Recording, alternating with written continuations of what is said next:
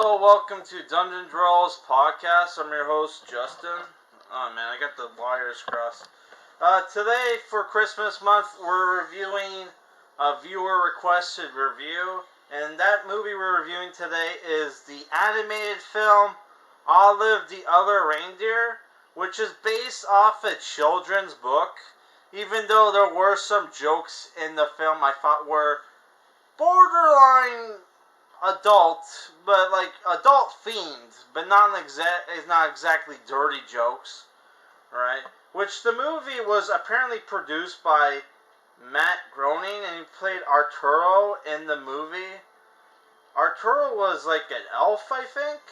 The movie stars Drew Barrymore as Olive, the dog, who's a pet dog in the film, right? And you have Dan Castellaneta, the guy who does the voice of Homer Simpson, as the voice of the Postman, who is the bad guy of the film.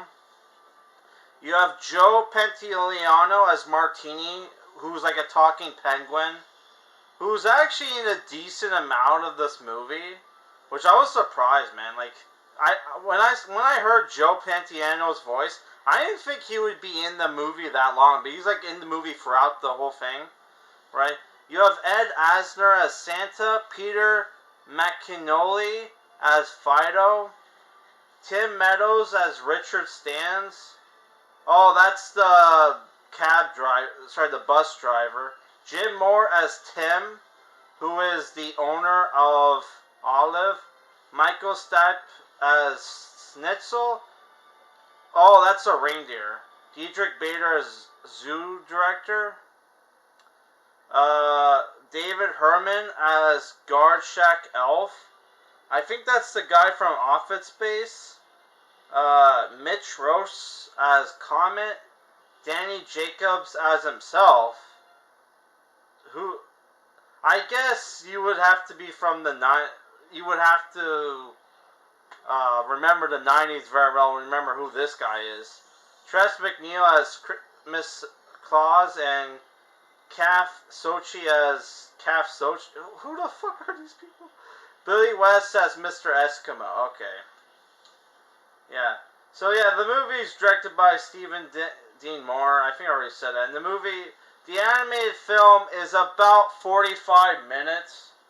Though it's like an hour if you watch it with commercials, which somebody actually uploaded the original airing of this movie on Fox. Which I watched it with this movie came out in 1999.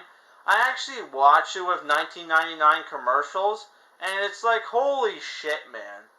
Not only was like a lot of shit like better back in those days, but even the commercials were better, man. Like, what the hell? There was like a commercial for like Crash Team Racing, like a Wendy's commercial with the old man who would deliver like Wendy's. I totally forgot about that old guy. Oh man. So yeah, the movie, for people who don't know, it's about, you have this really friendly dog named Olive, right? Sorry, the little bright. You have this talking dog named Olive, voiced by Drew Barrymore, who has a pet flea, and is owned by this guy named Tim. And she's a very, I don't know if the dog is supposed to be a male or female. They never say. I'm just going to assume it's Olive. Olive's a female because it's voiced by Drew Barrymore. And she's a very friendly dog, right? And she's, oh my god, I should have healed up Renamon. Which I know this is War Growlmon, but this is, in this game, your Digimon can digivolve into like pretty much every Digivolution that's available in the game. So like yeah, so yeah, like Olive the reindeer is like a very friendly reindeer. She's friends with like with a flea and this penguin who got fired from the zoo, who's selling like, you know, counterfeit like Rolexes and stuff and office supplies that he stole from the zoo when he got fired. Who's voiced by Joey Pants, aka Joey Pantoliano. Pentioliano. If people don't know who Joey Pants is, he's most famous for. Well, he plays like Ralph in the Sopranos, and he played Cypher in the first Matrix movie, the Judas like character, right?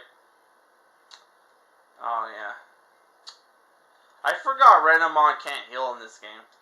Renamon has healing skills in the if you ever played the tablet, the iOS Digimon game. Sorry, I had to take a sip. Right. So the premise of the movie is basically,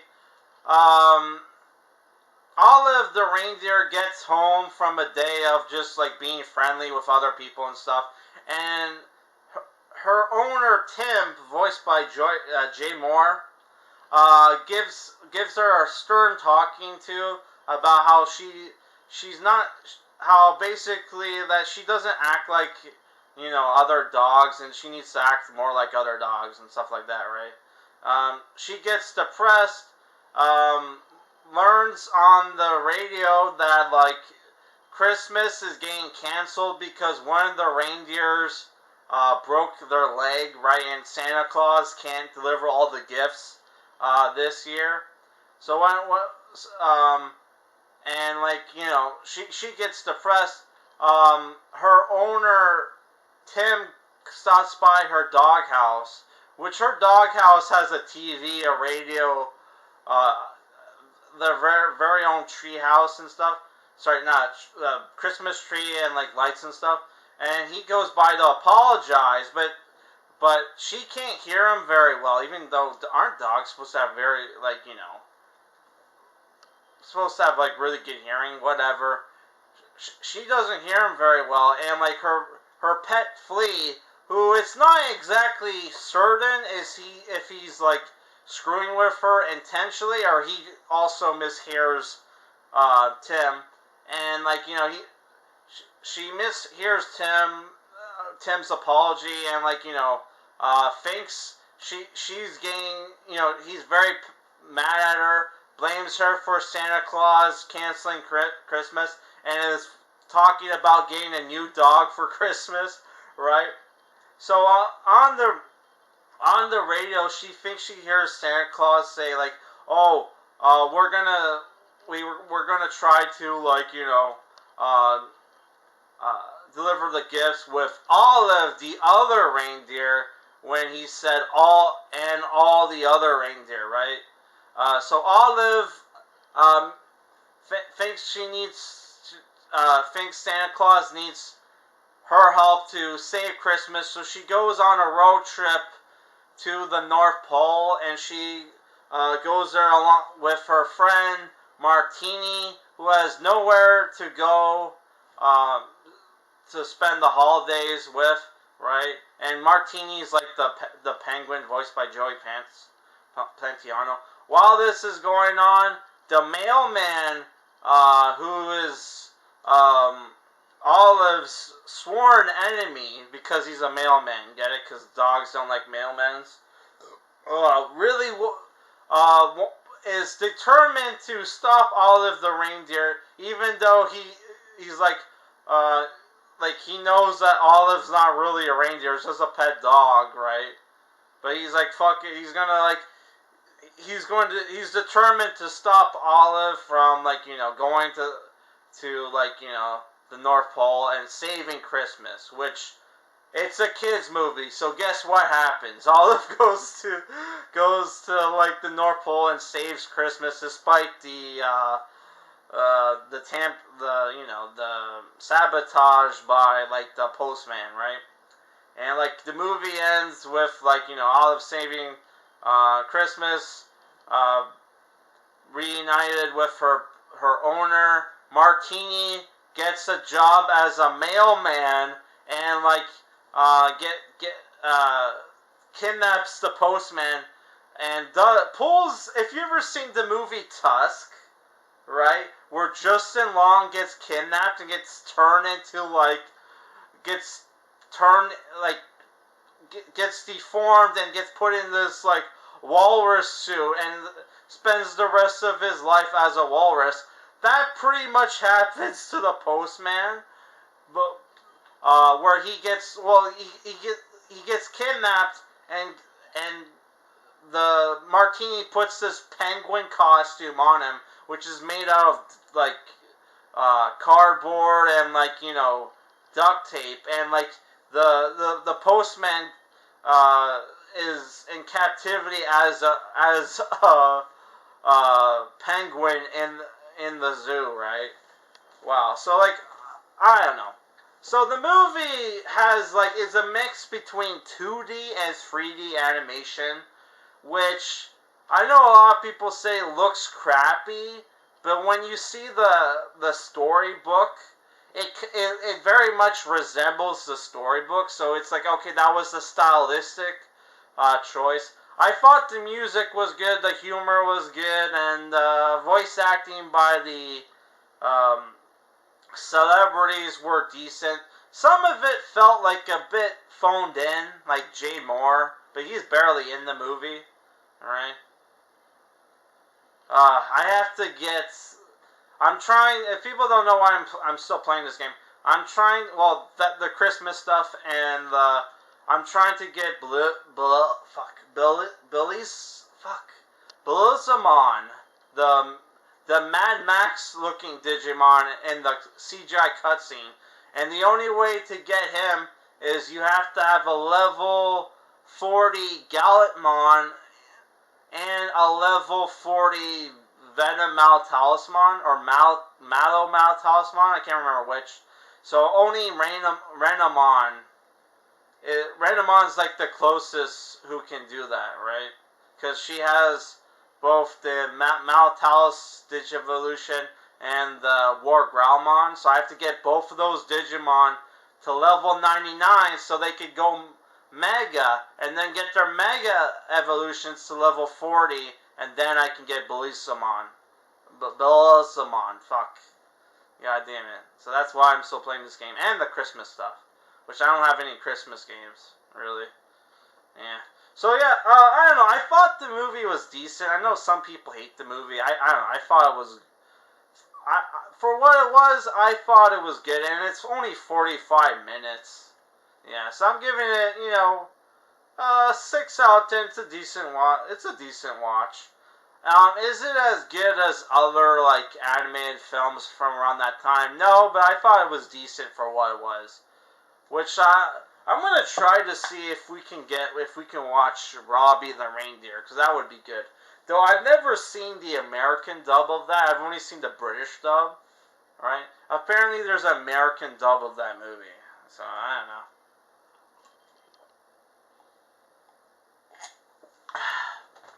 Drinking some Coke Zero. Yeah, I know. I thought the movie was good. So the next movie we're going to review is another animated film.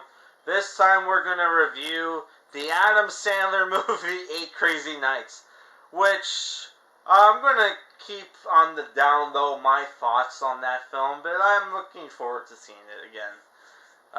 Yeah. So other movies we're going to review for this month is we're going to also review Nightmare Before Christmas, The Ref, Harold and Kumar, the Christmas movie. What else? Maybe Robbie the Reindeer. I already mentioned that. And there's a Krampus, The Reckoning. We're going to review that. We're also going to review Rare Exports. I haven't seen that movie in a while, so that would be nice to rewatch it. And maybe we'll review A Christmas Story, though we might save that for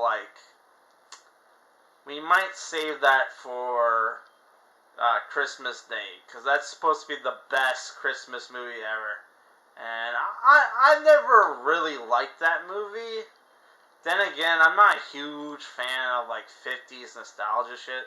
Though I like 50s style restaurants. I know that makes me somewhat of a hypocrite, but whatever.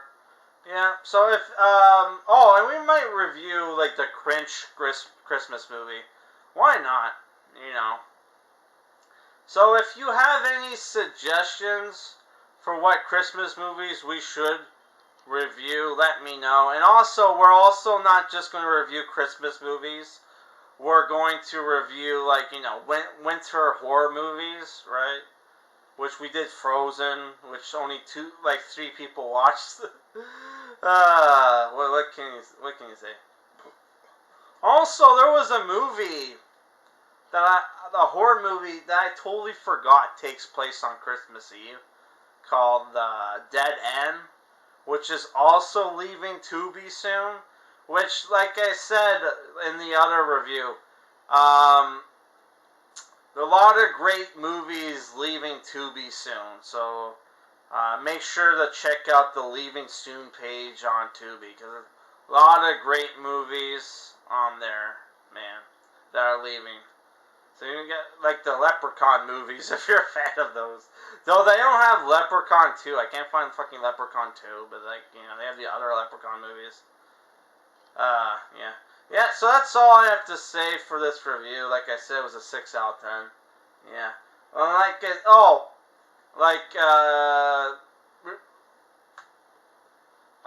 Yeah, let me know if there's any Christmas movies you want me to review. And if I can find them, I'll review them, right? Yeah.